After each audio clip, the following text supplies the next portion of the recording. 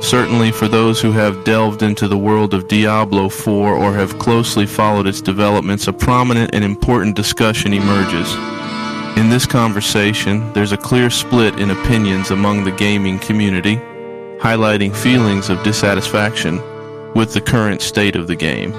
This sentiment is particularly strong because of the game's title, Diablo, which naturally led to an expectation of facing off against the main antagonist, Diablo.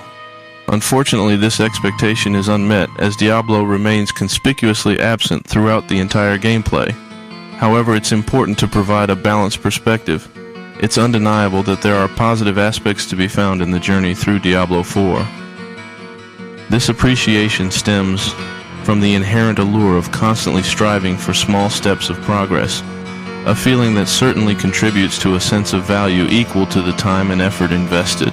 The appeal of continually pushing one's limits is a strong driving force, adding significantly to the overall experience. Furthermore, the storytelling in Diablo 4 has its own strengths. The narrative revolves around a celestial clash between angels and demons in the midst of an apocalyptic war, a theme that deserves recognition. Yet even with these commendable attributes, there are noticeable flaws in the narrative. One glaring issue is the feeling of incompleteness that permeates the experience, particularly evident in the climax of the storyline. This conclusion leaves players with more questions than answers, hinting at an unresolved tale and, unfortunately, losing some impact due to its predictability. The decision to save the major malevolent force for upcoming downloadable content has understandably disappointed players.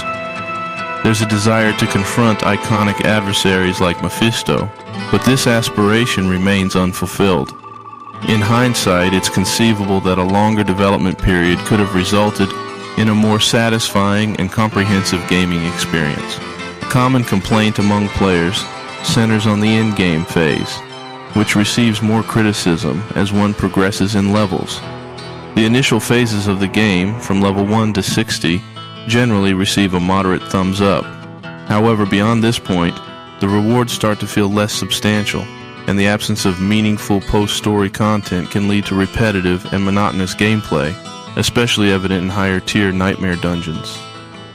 Here, opponents showcase an excessive level of resilience, testing players' resolve to the limit.